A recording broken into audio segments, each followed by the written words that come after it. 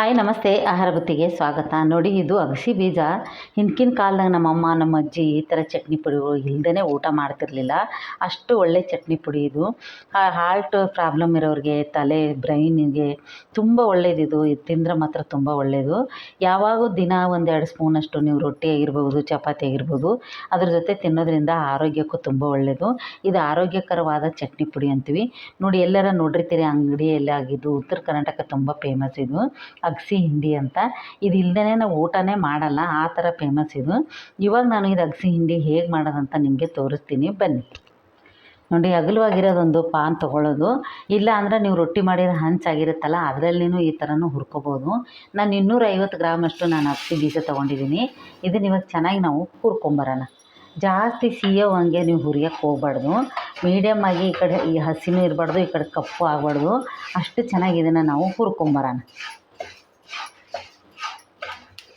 ನೋಡಿ, ಈ ಥರ ಸೌಂಡು ಬರುತ್ತೆ. ಇದು ಚಟಪಟ ಚಟಪಟ ಅಂತ ಸೌಂಡ್ ಬರುತ್ತೆ. ನೀವು ಹೊರಗಡೆ ಚೆಲ್ಲಕ್ಕೆ ತನ್ನಂಗಿದ್ರೆ ಒಂದು ಪ್ಲೇಟ್ ಮುಚ್ಚಿಬಿಟ್ಟು ನೀಟಾಗಿ ಈ ಥರ ನಾವು ಹುರ್ಕೋಬೇಕು. ಈ ಚೆನ್ನಾಗಿ ಹುರಿದ ಚಟ್ನಿ ಪುಡಿ ಮಾಡೋದ್ರಿಂದ ತುಂಬ ಚೆನ್ನಾಗಿರುತ್ತೆ. ಇದು ನೀವು ಅನ್ನದ ಜೊತೆಗೂ ತಿನ್ಬೋದು. ಚಪಾತಿ, ಜೋಳದ ರೊಟ್ಟಿ ಯಾವುದಾದ್ರೂ ಹಾಕ್ಕೊಂಬಿಟ್ಟು ಸ್ವಲ್ಪ ತುಪ್ಪ ಹಾಕ್ಕೊಂಬಿಟ್ಟು ತಿಂದರೆ ಮಾತ್ರ ಸೂಪರಾಗಿರುತ್ತೆ. ಈ ಥರ ಚಟ್ನಿ ಪುಡಿ ನೀವು ಅಂಗಡಿಯಲ್ಲೆಲ್ಲ ಸಿಗುತ್ತೆ. ತಂದುಬಿಟ್ಟು ಚಟ್ನಿ ಪುಡಿ ಮಾಡಿಟ್ಕೊಂಡ್ರೆ ತುಂಬ ಆರೋಗ್ಯಕ್ಕೂ ಒಳ್ಳೆಯದಿದೆ. ಮಕ್ಕಳಿಗೆ ಡೈಲಿ ಒಂದೊಂದು ಸ್ಪೂನು ಅನ್ನಕ್ಕೆ ಹಾಕಿ ಕೊಟ್ಟರೆ ತುಂಬ ಚೆನ್ನಾಗಿರುತ್ತೆ. ಇವಾಗ ನೋಡಿ, ಚಟಪಟ ಅಂತ ಸೌಂಡ್ ಬರ್ತೈತಿ. ಇವಾಗ ಹುರಿದಿರೋದಾಯಿತು. ಇದನ್ನು ಸ್ವಲ್ಪ ನಾವು ತಣ್ಣಗಾಗಕ್ಕೆ ಬಿಡೋಣ. ನಂತರ ನಾನು ರುಬ್ಬೋದು ಇವಾಗ ತಣ್ಣಗಾಗಿದೆ. ಇದಕ್ಕೆ ನಾನು ಜಾರ್ ತೊಗೋತಾ ಇದ್ದೀನಿ. ಚಿಕ್ಕ ಜಾರ್ ಆಗಿರ್ಬೋದು, ಇಲ್ಲ ದೊಡ್ಡ ಜಾರ್ ಆಗಿರ್ಬೋದು. ನಿಮ್ಮ ಮನೇಲಿ ಯಾವುದಿದೆ ಅದನ್ನು ನೀವು ತೊಗೋಬೋದು. ಇವಾಗ ಇದನ್ನು ನಾನು ಫಸ್ಟು ಒಂದು ರೌಂಡು ಹಾಗೆ ರುಬ್ಕೊಂಬರ್ಬೇಕು.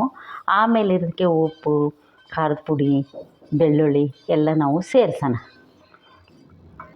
ಫಸ್ಟ್ ಒಂದು ರೌಂಡು ಇದನ್ನು ನಾನು ಹಾಕ್ಕೊಂಬರ್ತೀನಿ, ಬನ್ನಿ. ನೋಡಿ, ಇವಾಗ ನಾನು ಈ ಥರ ತರಿಯಾಗಿ ರುಬ್ಕೊಂಬಂದಿದ್ದೀನಿ. ಇವಾಗ ಇದಕ್ಕೆ ನಾವು ಏನೇನು ಹಾಕ್ಬೇಕಂದ್ರೆ ನಾನು ತೋರಿಸ್ತೀನಿ.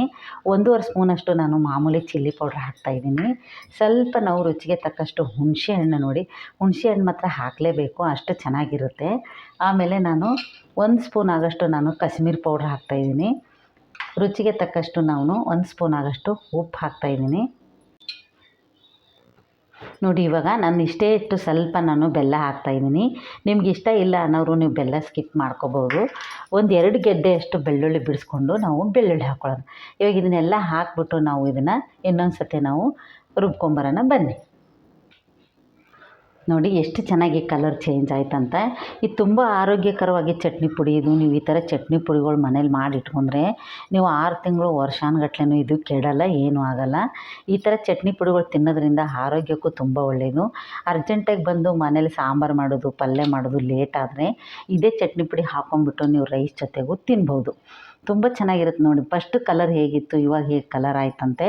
ಇದು ಅಗಸೆ ಬೀಜ ಎಲ್ಲ ಕಡೆಯೂ ಸಿಗುತ್ತೆ. ನೀವು ತಂದುಬಿಟ್ಟು ಸ್ವಲ್ಪ ಕಾಸ್ಟ್ಲಿ ಇರುತ್ತೆ, ಆದರೂ ಪರವಾಗಿಲ್ಲ. ಇದು ತಿಂದುಬಿಟ್ಟು ನೀವು ಆರೋಗ್ಯ ಅಂತ ತುಂಬ ಚೆನ್ನಾಗಿ ಇಟ್ಕೋಬೋದು. ಮಕ್ಕಳಿಗೆಲ್ಲ ನೀವು ಡೈಲಿ ಕೊಡೋದ್ರಿಂದ ಮಕ್ಕಳು ತುಂಬ ಚೆನ್ನಾಗಿ ತಿನ್ಕೊತಾರೆ. ನೋಡಿ, ಈ ಥರ ಒಂದು ಗಾಜಿನ ಬಾಟ್ಲು ತೊಗೋಬೇಕು. ತೊಗೊಂಡ್ಬಿಟ್ಟು ಅದರಲ್ಲಿ ಸ್ಟೋರ್ ಮಾಡಿ ಇಟ್ಕೊಳ್ಳಿ.